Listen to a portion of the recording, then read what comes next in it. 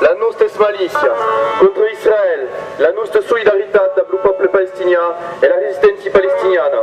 En efecte, en 3 dies que hi haurà un mes qu'Israël bomba la banda de Gaza, un mes que destruiseix les infraestructures essencials e vitals, tals com els hospitals e les escoles. Un mes que pretexte una lluita contra el terrorisme, mas que tua principalment civils, al meio dos quals mainats numerosos, persones atiades e malaltes. Al 3 d'agost, l'agressió militar sionista a Gaza que havia deixat 1.717 víctimes, de 1.166 civils i 377 mainats, mentre que ha mort 64 soldats de l'armada d'ocupació. Mas ailas aquestes xifres que són infimes per rapport a tots els assassinats on Israel era culpable després de la sua baduda. Nous n'aimons pas uniquement présents à dénoncer l'agression militaire en cours. Qu'elle est présent à dénoncer la quitte existence d'aquest estat théocratique et fasciste, comme l'a justament qualifié la diplomatie boliviana. Pramo Israël de la sua baduda a tous negat le droit d'exister au peuple palestinien.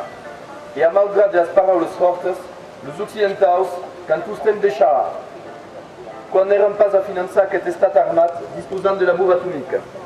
Acodit, és estonant que el país qui pratiquen et medix activament el neocolonialisme, a l'interior com a l'exterior de les dues termieres, sostienen un estat colonial no opressor en appliquant une politique d'apartheid.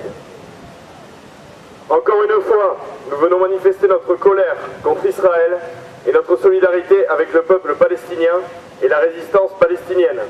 En effet, dans 3 jours, cela fera 1 mois qu'Israël pilonne la bande de Gaza, 1 mois qu'il détruit les infrastructures essentielles et vitales telles que des hôpitaux et des écoles, 1 mois qu'il prétexte une lutte contre le terrorisme, mais tue principalement des civils, dont de nombreux enfants, personnes âgées et malades.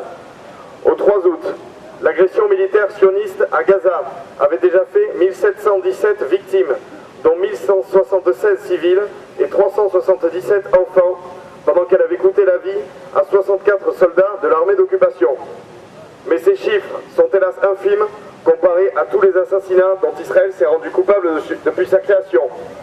Non, nous ne sommes pas uniquement présents pour dénoncer l'agression militaire en cours. Nous sommes également présents pour dénoncer l'existence même de cet État théocratique et fasciste, comme l'a très justement qualifié la diplomatie bolivienne. Car Israël, depuis qu'il existe, a toujours nié son droit à exister au peuple palestinien.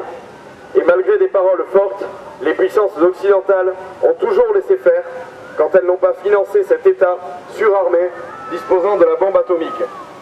Cela dit, est-il étonnant que des pays qui eux-mêmes pratiquent activement la néocolonisation, à l'intérieur comme à l'extérieur de leurs frontières, soutiennent un État colonial et oppresseur appliquant une politique d'apartheid? Hi ha una pausa de 72 horas, 3 dies, que estuvo entenida entre Israel et le Hamas. Aquella organizació que s'ha presentat als medios com la sola força política en Palestina d'Abu Fatah.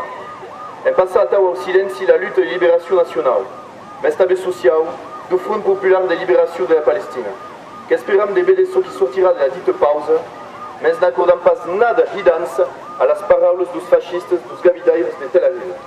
Nosaltres occitans e occitanes que devem sostenir el poble palestinià dins el seu combat inegal cap a un estat dominant e militaritzat, que tornam a esperar que els palestinians han el dret a l'autodeterminació, que ja dice a decidir lliurement d'on adviene dins aquest món.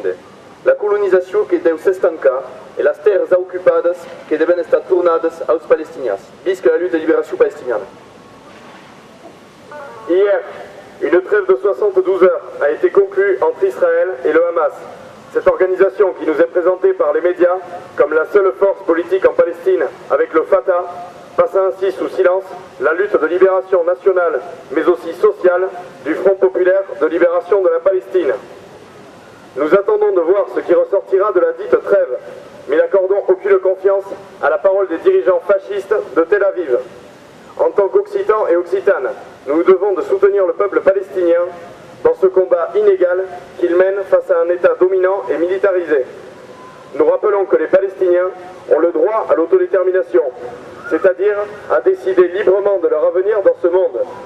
La colonisation doit cesser et les terres occupées doivent être rendues aux Palestiniens. Vive la lutte de libération palestinienne!